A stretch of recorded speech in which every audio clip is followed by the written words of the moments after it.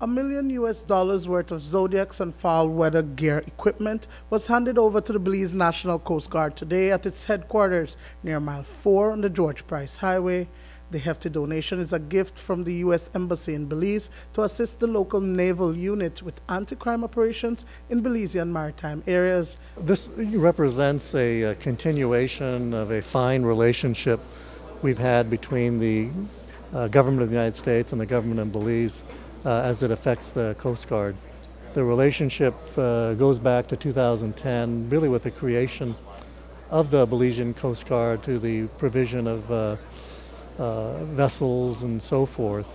And today represents the donation of about 8 Zodiac floatable vessels, 200 life vests, an equal number of rain protective gear, outboard motors, and so forth. So it's also a reflection of the level of cooperation between our governments in terms of providing for the national security and border protection of Belize. The equipment, according to Rear Admiral John Borland, will be used immediately by the SEALs and fleet units of the Coast Guard. There are a variety of equipment ranging from Zodiac tactical boats that are mainly going to be employed by the SEALs for tactical operations. There are life jackets. There's 200 of them on display. They are going to be issued to the fleet. The fleet are the people who do the work on a daily basis. They go to sea every day, so they need the best equipment we have. The foul weather gear is also going to be issued to the fleet. There are 200 sets, and they're going to be used whenever the fleet's on operations in foul weather. Foul weather means inclement weather or bad weather. The better you take care of a man under inclement conditions, the better he will operate. What you don't see on display, because they're already in use, are the tactical gear, which are the body armor, the tactical flotation devices, the night observation devices, and surveillance cameras and laptop computer equipment. These 8 Zodiacs and these 200 life jackets and the fall weather gears, which certainly will help them to be able to be out there in adverse weather and to be able to transit all those shallow areas that are often experienced in northern San Pedro, Bacalar Chico area, and these mangroves areas where the large Boston whalers and small and fast boat cannot transit.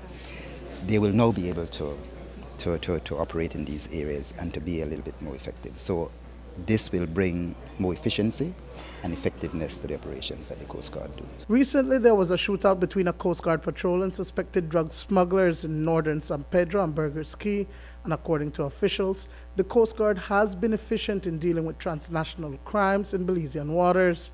According to CEO in the Ministry of National Security, retired Colonel George Lovell, the government of Belize, through a Cabe loan, has already approved over $26 million to acquire 2 large boats for the Coast Guard.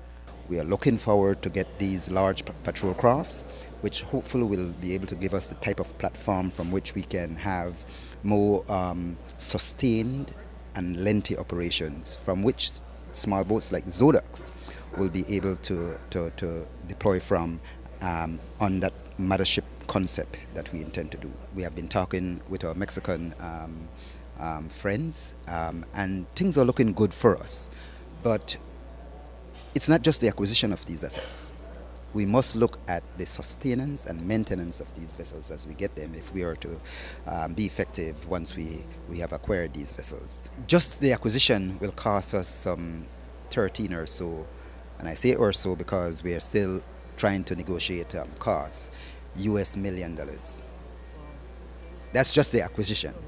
And then you look at the annual sustainability of the vessel, which again will be in the millions of dollars. I want to again appeal to all our partners, those who are already engaged with us in discussion and those who are not, to look at this as a capacity building effort, not just for Belize, but for the regional security initiative